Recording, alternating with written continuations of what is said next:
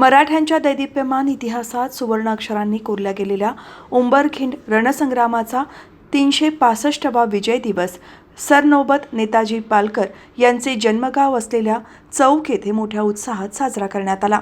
2 February 1661 रोजी छत्रपती शिवाजी महाराज आणि सरनौबत नेताजी पालकर यांनी मोजक्या मावळ्यांच्या मदतीने कारतलब खान याचा खालापूर तालुक्यातील उंबरखिंड येथे पराभव केला होता। या ऐतिहासिक विजयाचे स्मरण म्हणून नेताजी पालकर सिनियर ग्रुप चौक यांच्या वतीने दरवर्षीप्रमाणे यंदाही विविध कार्यक्रमांचे आयोजन करण्यात आले होते।